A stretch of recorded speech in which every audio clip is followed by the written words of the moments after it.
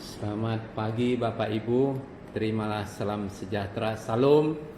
Pagi hari ini saya akan membawa satu renungan yang terambil dari Keluaran 20 ayat 12. Hormatilah ayahmu dan ibumu supaya lanjut umurmu di tanah yang diberikan Tuhan Allahmu kepadamu.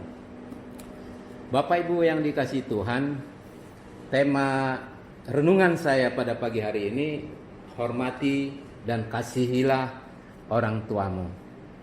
Bapak Ibu Saudara dikasihi Tuhan, akhir-akhir ini saya tertarik akan cerita orang-orang tua yang bekerja di Singapura, yang udah lanjut umurnya, tapi masih giat bekerja di sini. Di Singapura ini sering saya lihat seperti cleaning service, jaga WC. Itu orang-orang tua yang sudah lanjut banget umurnya. Dan bahkan saya perhitungkan di atas 70. Ada yang 75 dan bahkan mereka tetap semangat. Namun daripada itu, cerita soal orang-orang tua yang kerja di Singapura ini sebenarnya ada ceritanya. Pemerintah selalu memikirkan keadaan orang-orang tua yang sudah lanjut ini supaya ada pekerjaannya di Singapura, karena dulu ada kasus di Singapura ini. Cerita ini mungkin kita sudah sering dengar, bahwa kenapa orang-orang tua diberikan lowongan pekerjaan khusus kepada yang lanjut usia. Karena dulu ada peristiwanya itu adalah ada satu orang pengusaha yang sangat kaya, mempunyai seorang anak tunggal. Anaknya ini, dia sangat sayang kepada anaknya ini. Jadi dia mengalihkan seluruh aset yang ada dan hartanya semua kepada anak tunggalnya ini. Jadi karena anak tunggalnya ini sudah menikah, mungkin karena gesekan daripada istrinya atau keluarganya, sehingga singkat cerita orang tua ini, seorang pengusaha yang kaya ini, disuruh keluar alias diusir sama anaknya. Dan apa yang terjadi? Akhirnya orang tua ini menjadi sengsara, dan akhirnya orang tua ini jadi pengemis di Orchard Road. Menjadi pengemis dan hidupnya hancur.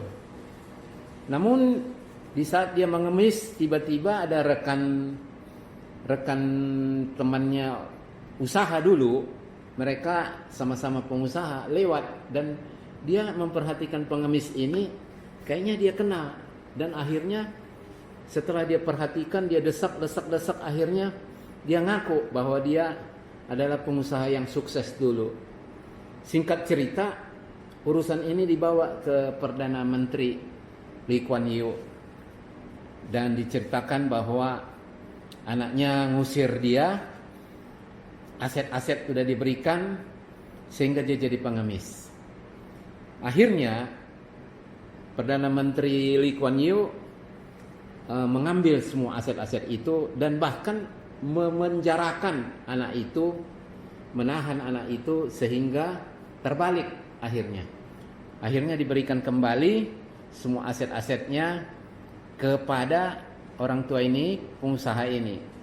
Dari cerita ini timbullah satu kebijaksanaan dari pemerintah, bahwa setiap orang-orang yang tua diberikan pekerjaan, diutamakan diberikan pekerjaan supaya mereka di rumah tidak nganggur. Sehingga di sini banyak yang tukang sapu dan bahkan tukang ambil sampah, orang-orang tua. Dan saya lihat semuanya di sini giat banget bekerjanya, giat sekali mereka. Nah, saya tertarik untuk membawa renungan ini dari cerita yang saya lihat selama saya 3 bulan di Singapura. Saya selalu berjumpa dengan orang-orang tua yang sudah tua-tua banget. Itu selalu bekerja setiap hari. Dari cerita itu rupanya timbullah di pemerintahan Singapura mengutamakan orang-orang tua untuk bekerja. Bapak Ibu Saudara dikasih Tuhan, dari cerita ini saya mengambil satu kesimpulan bahwa firman Tuhan hari ini mengajari kita untuk menghormati dan mengasihi orang tua kita. Jangan sampai orang tua kita menjadi terlantar, menjadi tidak berkecukupan, menjadi serba tak menentu hidupnya. Bagi kita yang punya kemampuan, baiklah kiranya kita harus memperhatikan mereka. Itu menurut pendapat saya. Bapak Ibu Saudara dikasih Tuhan, apa yang bisa kita ambil dari cerita ini, dari soal kisah orang tua ini? Pertama, kalau kita menghormati orang tua dan mengasihi kita, yang pertama, kita tidak menyakiti hati orang tua kita. Sebagai anak-anak Tuhan, jangan sekali-kali menyakiti hati orang tua kita. Berkat Tuhan akan jauh daripada kita. Tidak ada masa depan kita. Semua akan gelap. Contoh aja, Raja Daud yang selalu menghormati orang tuanya. Bahkan Raja Daud sangat menghormati Raja Saul. Marilah kita menghormati dan mengasihi orang tua kita supaya lanjut umur kita di bumi. Dan puji Tuhan, saya selalu menghormati orang tua saya waktu orang tua saya mati hidup. Dan sering saya saksikan di gereja bahwa saya sangat mengasihi dan menghormati kedua orang tua saya. Dan banyak kesaksian-kesaksian saya bagaimana cara saya membela dan bahkan menghormati orang tua saya, terutama ibu saya. Ibu saya itu selalu, saya tidak boleh dia ibaratnya kekurangan dana, kekurangan uang. Selalu saya berikan uang, selalu saya kasihi. Waktu mereka sakit juga saya terus menjaga, merawat, bahkan seperti dokter aja saya menjaga mereka. Dan bahkan ya luar biasa, berkat Tuhan terus mengalir buat saya. Itu yang saya rasakan, itu yang saya saksikan. Bagaimana kalau kita menghormati orang tua kita, kita selalu ada berkat, ada limpah berkat turun atas kita. Yang kedua, tidak mempermalukan orang tua. Harus mengangkat harkat martabat orang tua kita. Kita harus menjaga nama baik orang tua kita. Itu sudah cukup membuktikan bahwa kita menghormati orang tua kita dan mengasihi mereka. Yang ketiga, kita tunjukkan cinta kasih kita kepada orang tua kita itu. Suatu bukti kita menghormati orang tua kita memperhatikan kehidupannya, kita sapa, kita tanya bagaimana keadaannya. Itu udah cukup. Orang tua juga udah artinya sudah merasa senang bahwa anak-anaknya memperhatikan dia. Jadi biarlah kehidupan kita ini sebagai anak harus kita tunjukkan cinta kasih kita kepada mereka. Yang terakhir, yang keempat, kita harus mendengar nasihat orang tua kita.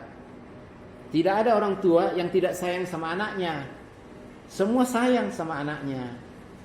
Ayat penutup Lukas 11 ayat 11. Bapak manakah di antara kamu jika anaknya minta ikan daripadanya akan memberikan ular kepada anaknya itu ganti ikan? Itu ayat penutup. Jadi benar firman Tuhan katakan, kalau anak kita minta ikan, tak mungkin kita memberikan ular. Itu tanda bukti bahwa setiap orang tua sayang sama anaknya. Gitu. Jadi marilah, kalau orang tua menyayangi kita, kita pun harus hormat dan mengasihi orang tua kita. Sekian renungan saya pada pagi hari ini, kiranya memberkati kita semua. Salam.